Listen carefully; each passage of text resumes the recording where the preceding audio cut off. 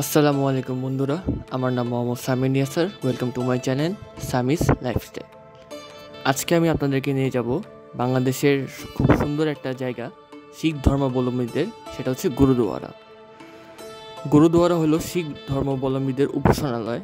তবে এখানে যে কেউ যেতে পারে, সে মুসলিম হোক, হিন্দু হোক, খ্রিস্টান হোক বা বুদ্ধ হোক, জাতি ধর্ম বর্ণ যাই হোক না কেন, যে কেউ এখানে যেতে পারবে। তবে হ্যাঁ, যাওয়ার একটা নিয়ম হচ্ছে, এখানে যেতে গেলে আপনাকে যে কোনো শুক্রবারে যেতে হবে। শুক্রবারে আপনি যদি মুসলিম হন জুম্মার নামাজে পড়ে যেতে পারেন, অথবা যদি শিখ ধর্মই হন বা হিন্দু ধর্ম হন তাহলে তো যে কোনো টাইমে আপনি যেতে পারবেন।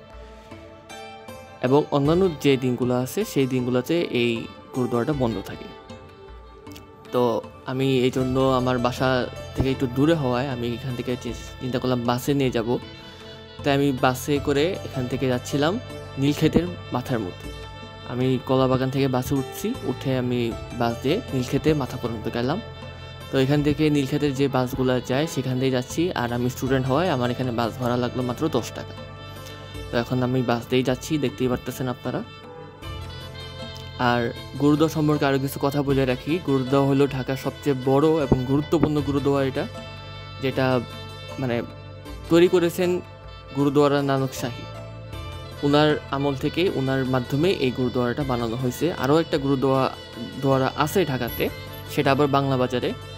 অন্য কোনো একদিন ইনশাল্লাহ আপনাদেরকে ওখানে নিয়ে যাব। তো আমি নীলক্ষেতের মাথার মধ্যে নামার পরে এখান থেকে একটা রিক্সা নিলাম, কারণ আমার নাহলে বাকিটুকু রাস্তা হেঁটে যাওয়া লাগতো। রিক্সা ভাড়া চেয়েছিল 40 টাকা। আমি বললাম যে ঠিক আছে মামা চলেন, 40 টাকায় সাধারণত ভাড়া হয়, কারণ এটা টিএসসির আরও আগে। আর টিএসসি থেকে রিক্সায় উঠে যদি আমি নীলক্ষেত পর্যন্ত আসি তাহলেও আমার 40 টাকা ভাড়াই লাগে। তো আপনারা এই যে সামনে দেখতেছেন, এখানে ঢাকা ইউনিভার্সিটির গেট আছে। তো এই গেট দিয়ে আমি ভিতরে ঢুকবো, এদিক দিয়ে আমার যাওয়ার রাস্তা। আর এটা হলো শাহবাগের খুব কাছে, খুব একটা বেশি দূরেও না, কারণ এখান থেকে গুরুদ্বারা থেকে একটু সামনের দিকে গেলে আপনি শাহবাগেও যেতে পারবেন, চাইলে টিএসসি হয়েও যেতে পারবেন। আবার আরও ওই সাইডে আপনার রমনা কালী মন্দিরও আছে। এই গুরুদ্বারাটা প্রথম বানানো হয়েছিল 1830 সালে। পরে আবার 1988 সালে থেকে 1989 সালের মধ্যে এটাকে আবার সংস্কার করা হয়েছে। আর এখানে প্রত্যেক দিনই গুরু গ্রন্থ সাহিব থেকে পাঠ করা হয়, কীর্তন করা হয়। আর শুক্রবার দিনে এখানে লঙ্গর পাওয়া যায়, যেটাকে বলা হয় সাধারণত খাবার দাবার। আমাদের মুসলিমে ভাষায় এটাকে বলা হয় সিন্নি দেওয়া, মাজারে শরীফে বা বিভিন্ন দরবার শরীফে সিন্নি দেওয়া হয়। আর এখানে শিখদের ভাষায় সেটাকে বলা হয় লঙ্গর দেওয়া। এটা হচ্ছে আপনাকে ফ্রিতে দেওয়া হবে, এটার জন্য আপনার কোনো টাকা পয়সা পেড করা হবে না, বা আপনি পেড করবেনও না এটার জন্যে।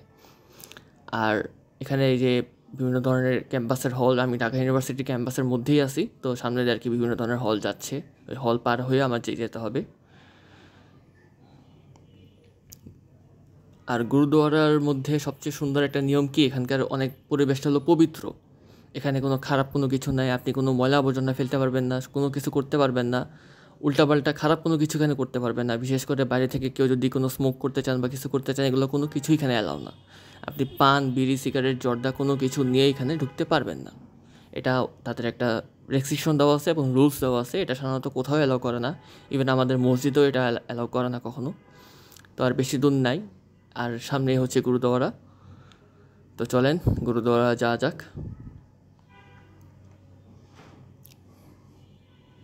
এই আমি গুরুদ্বারার গেটের কাছে এসে পড়লাম। গুরুদ্বারা নানক শাহী, গেটের বাইরে লেখা। তো এই হচ্ছে গুরুদ্বারা, এটার মধ্যবর্তী অবস্থা। আর এখানে দেখবেন সবাই খালি পায়ে আছে, যেটা আমাদের সাধারণত মসজিদে করা হয়। আমরা মসজিদে প্রবেশ করতে গেলে খালি পায়ে প্রবেশ করি।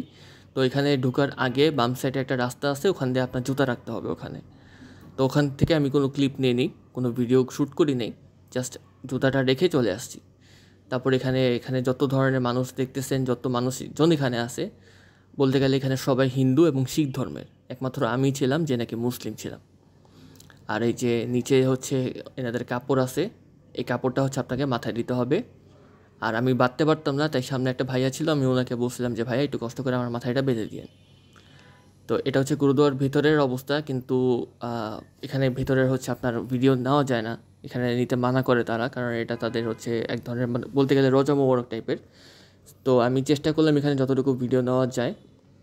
আবার এখানে গুরু নানক শাহীর কিছু জিনিসপত্র দেখলাম। আর এই সাইডে ভিডিও নেওয়া যেত না, তাই যতটুকু সম্ভব আপনাদেরকে দেখানোর জন্যই আমি চেষ্টা করলাম এতটুকু নিতে, এর বেশি সম্ভব হয়নি। তো এটা হলো বাইরের অবস্থান। আর ওই সাইডে কর্নারে যে জায়গাটা দেখতেছেন ওখানে হচ্ছে জুতা রাখা হয়।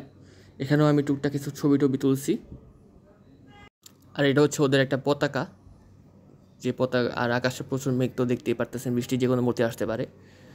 তো এই ছিল আজকের গুরুদুয়ারার ভিডিও, আশা করি আপনাদের ভালো লাগছে। আর আমার চ্যানেলে যারা নতুন, যারা ভিডিও দেখেন সবসময়, অবশ্যই সাবস্ক্রাইব করে দিবেন, লাইক করে দিবেন, শেয়ার করবেন বেশি বেশি করে, যেন আরও সবাই এটা দেখতে পারে। আমার জন্য বেশি বেশি করে দোয়া করবেন, যেন আমি আপনাদের জন্য সুন্দর সুন্দর ভিডিও করতে পারি। আল্লাহ হাফেজ।